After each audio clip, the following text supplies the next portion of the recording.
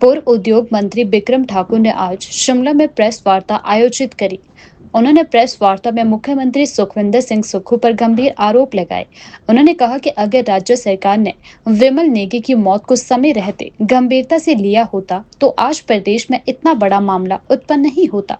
बिक्रम ठाकुर ने आरोप लगाया है कि हिमाचल प्रदेश में भ्रष्टाचार और प्रशासनिक लापरवाही के कारण एक ईमानदार अधिकारी की जान चलेगी, लेकिन सरकार इस मामले की सीबीआई जांच करवाने से कतरा रही है। उन्होंने सवाल उठाया है कि सरकार की मंशा आखिर क्या है। सरकार को यह सोचना चाहिए कि आखिर विमल नेगी के विभाग में ऐसी परिस्थितियां क्यों बनी। बिक्रम ठाकुर ने कहा कि सरकार को इस पूरे प्रकरण को गंभीरता से लेते हुए जल्द से जल्द निष्पक्ष जांच करवानी चाहिए।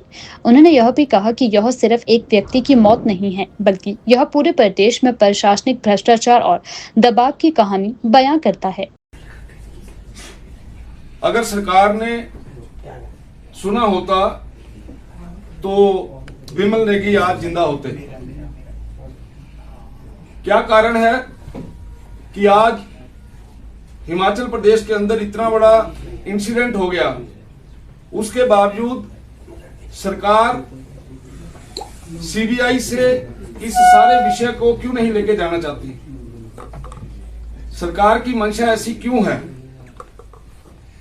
और सरकार की मंशा ऐसी क्यों है, मैं कुछ तथ्यों के साथ आपके बीच में कुछ विषयों को उठाना चाहता हूं।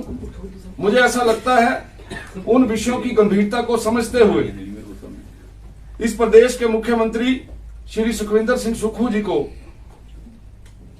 ये सोचना चाहिए, ये समझना चाहिए कि जिस प्रकार की परिस्थितियां इस पर्टिकुलर डिपार्टमेंट में हुई हैं, ऐसी ही परिस्थितियां पूरे हिमाचल प्रदेश में और भी बहुत से ऐसे विभाग हैं जिसमें बनती जा रही हैं। क्या इनसे हमें कुछ सीखना है?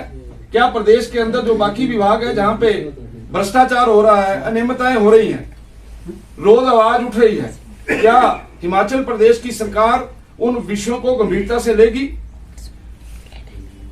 मैं जिन विषयों के ऊपर पहले भी बात कर चुका हूं कि पेखूवेला के अंदर जो प्लांट लगा, आपको पता होगा कि सेम प्लांट गुजरात के अंदर लगा जिसके ऊपर 144 करोड़ रुपया खर्चा आया, और जो हिमाचल प्रदेश के अंदर लगा उसके ऊपर जो खर्चा है वो 220 करोड़ रुपया है। और ये क्या कारण बने, ये क्यों हुआ ऐसा, उसके बारे में कुछ बिंदुओं को मैं यहां पे टच करना चाहता हूं। आपके ध्यान में रहे कि जब भी कहीं पर कोई ऐसा बड़ा प्लांट लगता है, कोई डीपीआर बनती है, तो उसका टेंडर होता है। पेखूवेला में जो प्लांट लगा उसकी जो डीपीआर बनी उसका कोई टेंडर नहीं हुआ। वहां पर एक नॉमिनेशन बेसिस के ऊपर किसी को डीपीआर बनाने के लिए दे दी, उसने 15 दिन के अंदर डीपीआर जो है वो बना दी। और जो डीपीआर कभी बनती है उस डीपीआर को किसी एजेंसी के द्वारा चेक करवाया जाता है। पेखूवेला में बनने वाली डीपीआर को किसी भी एजेंसी के द्वारा चेक नहीं करवाया गया। यहीं से ही गड़बड़ शुरू हो गई। और उसके कारण और उसके बाद क्या होता है, जब आपका कोई प्लांट लगता है, उस प्लांट को फाइनेंस कहां से किया गया? क्या वो प्लांट बैंक से फाइनेंस हुआ? क्या वो प्लांट आपने नाबार्ड से किया? गवर्नमेंट ऑफ इंडिया के जितने भी सोलर प्लांट लग रहे हैं वो अलग अलग एजेंसियों से लोन लेके लगते हैं। और आपको ये बात सुनकर हैरानी होगी कि ये जो प्लांट लगा है इसमें कंपनी की सीसी लिमिट को प्रयोग किया गया है। अब 1 वर्ष हो गया, उसके बावजूद भी आज की तारीख तक भी इस परियोजना को किसी भी खाते में, किसी बैंक के द्वारा लोन, किसी नाबार्ड की एजेंसी के द्वारा लोन, किसी और एजेंसी के द्वारा लोन, कुछ नहीं किया गया। केवल कंपनी की सीसी यूनिट जो सीसी लिमिट है उसका प्रयोग जो है यहाँ पे किया गया। उसके बाद जब टेंडर होता है, आप लोगों ने टेंडर डाल दिया, एक टेंडर आपने 100 करोड़ का डाल दिया, एक ने 110 करोड़ का डाल दिया, एक ने 120 करोड़ का डाल दिया। उस टेंडर के अंदर ई रिवर्स ऑक्शन का प्रावधान होता है। ई रिवर्स ऑक्शन क्या है कि आपने जो तीनों ने डाले हैं, आप तीनों को बुलाया जाता है कि भैया इसको नेगोशिएट करो, फिर वो जो 120 वाला है वो नीचे आता है, 100 वाला उससे नीचे आता है। ऐसा प्रोसेस ही नहीं बनाया गया इसमें, क्योंकि इसमें सारे के सारे अधिकारी उस कंपनी के साथ मिले हुए थे। और मैं तो ये कहता हूं राजनीतिक लोग इस जो पूरे खेल के अंदर मिले हुए थे। यही कारण है कि आज जो कुछ भी हो रहा है उसके ऊपर किसी भी प्रकार की बात नहीं सुनी जा रही।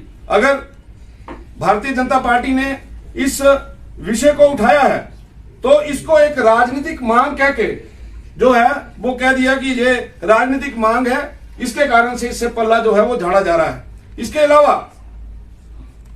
आपके ध्यान में रहे, अभी तक प्लांट आज की तारीख में भी पूरा नहीं हुआ, इसका बेसिक इंफ्रास्ट्रक्चर आज भी पूरा नहीं हुआ, लेकिन अफसरों के ऊपर दबाव डाल के इसका कंप्लीशन सर्टिफिकेट जो है वो जारी कर दिया गया। आज भी पैनल को साफ करने के लिए रोड्स, ट्रांसफार्मर के साथ बनने वाले कमरे, कुछ भी वहां नहीं बना है। आप वहां की वस्तु स्थिति जाकर भी देख सकते हैं। आपको पता होगा एक बार फ्लड आया, उसके कारण से प्लांट बंद हुआ, लेकिन फ्लड की प्रोटेक्शन के लिए आज की तारीख में भी वहां कुछ नहीं किया गया। उसके बाद ये पैरामीटर्स होते हैं कि जब आपका प्लांट चल पड़ा तो उसमें मिनिमम प्रोडक्शन कितनी होती है, उसका एक लिखा होता है कि इतनी मिनिमम प्रोडक्शन होनी चाहिए, लेकिन मुझे दुख के साथ कहना पड़ रहा है कि वो मिनिमम प्रोडक्शन आज तक वो जो प्लांट है वहां पर वो लक्ष्य को जो है वो प्राप्त नहीं कर सके।